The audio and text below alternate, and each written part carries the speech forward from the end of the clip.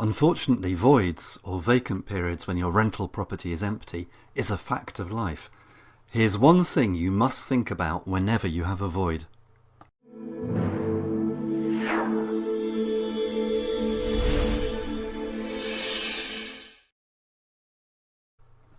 When you're new to property, you'll probably assume your rental will never sit empty. Maybe you'll think, if it does, I'll just re-let it and I'll get a new tenant in straight away. I used to think the same, and sometimes that can happen. I've had new tenants moving in almost as the old tenant is moving out. But here's the reality. Properties do go empty, and it's often not as straightforward as just finding a new tenant the next day. It doesn't happen very often that a new tenant moves in on the day the old tenant moves out. Sometimes the outgoing tenant is great and leaves the place spotless and you're good to go. But let's be honest, sometimes they're scruffier than their references made out. Or they've been in there for a good few years, which in one sense is great, but now the place is tired looking and needs some TLC. The walls are a little grubby, the carpet's worn, or maybe you've got a bit of minor damage or wear and tear. Suddenly you're not just handing over keys to the next tenant, first you need to get the property back into a lettable condition.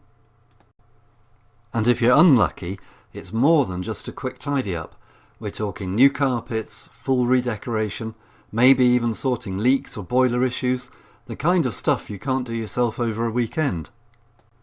This is likely the case the longer the tenant's been in the property.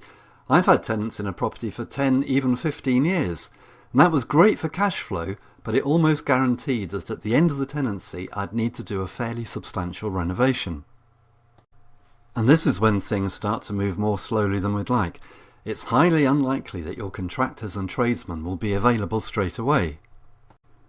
Everyone's busy, and if you need to get a few quotes first before you do the work, and you probably should if you want to keep costs down, things can drag.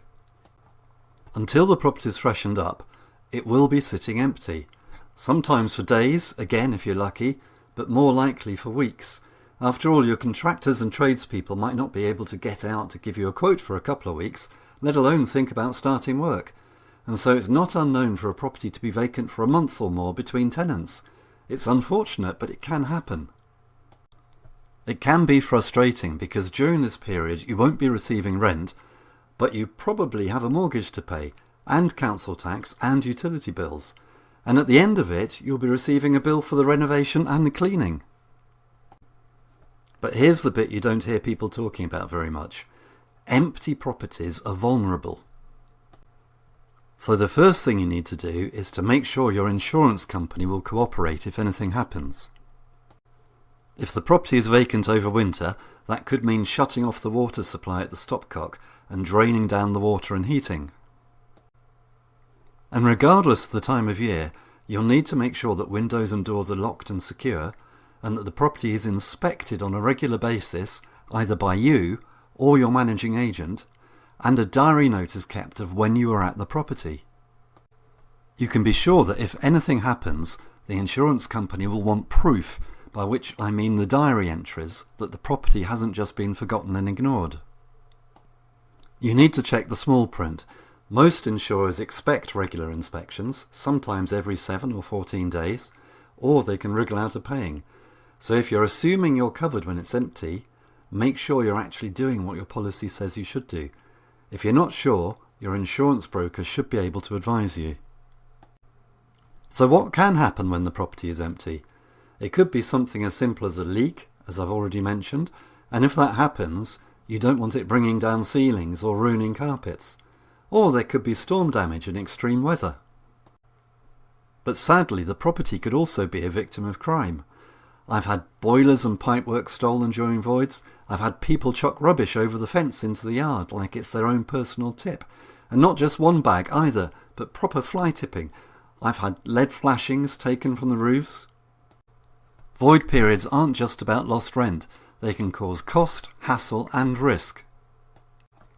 So do plan ahead. It's really a case of hope for the best but plan for the worst. Make sure you have a system in place for inspections, and if you are leaving it to your managing agent, make sure they're doing them at the right times and recording when they visit. In the meantime, as soon as you know a tenant is leaving, make sure you or your agent lines up reliable trades to provide quotes and timescales as early as they can. This is one of those subjects where we need to be realistic. Voids do happen, and they don't always fix themselves overnight. But this doesn't need to be doom and gloom, it's just the stuff no one tells you about when you're starting out. So expect voids and be prepared. The more prepared you are, the fewer nasty surprises you'll face and have to deal with.